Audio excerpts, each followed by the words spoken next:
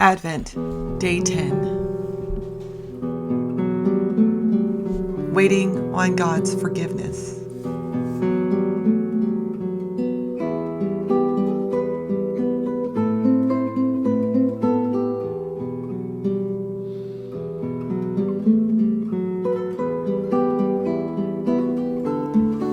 The desert and the parched land will be glad. The wilderness will rejoice and blossom. Like the crocus, it will burst into bloom. It will rejoice greatly and shout for joy. The glory of Lebanon will be given to it, the splendor of Carmel and Sharon. They will see the glory of the Lord, the splendor of our God. Strengthen the feeble hands. Steady the knees that give way. Say to those with fearful hearts, "Be strong, do not fear." Your God will come. He will come with vengeance, with divine retribution. He will come to save you. Then will the eyes of the blind be opened and the ears of the deaf unstopped. Then will the lame leap like a deer and the mute tongue shout for joy. Water will gush forth in the wilderness and streams in the desert. The burning sand will become a pool, the thirsty ground bubbling springs.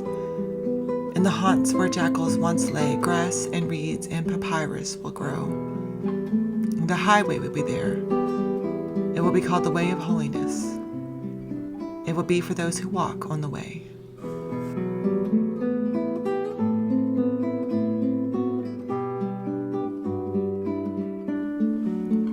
I was introduced several months ago to the idea of something called right fighting.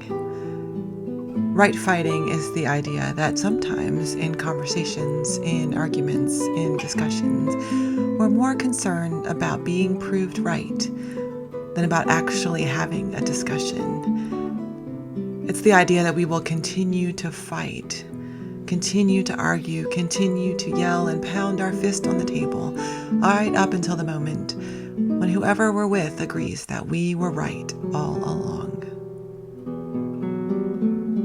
It's nothing but an ego play. It's something that makes us feel good on the inside. We like to be right. It feels good to be right. But is being right worth the destruction of our relationships?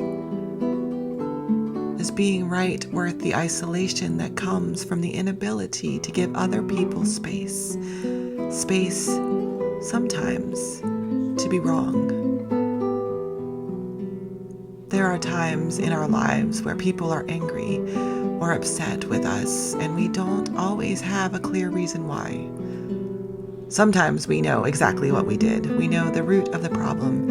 We know why we need to ask for forgiveness. And other times, people just seem upset for no real good reason. Is it more important for us to be right about not being at fault? Are we too scared to find out why they might be upset with us in the first place? Is our ego too much in play?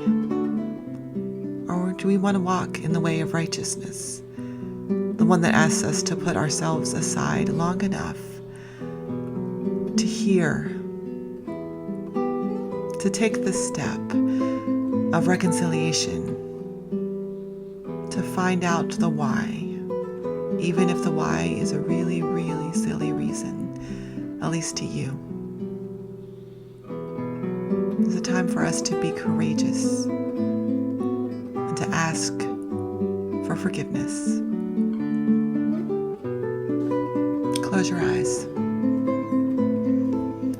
Think of someone to whom you might be needing to apologize. This might be someone whom you have hurt or disappointed, or someone who has been harmed by your inaction, or someone who is upset with you for no good reason at all. As an act of repentance, write to this person a letter offering a full and honest apology. If it feels appropriate to do so, send the letter to this person. If not, keep the letter and offer it to God as a private prayer. Allow God to provide the moment for reconciliation.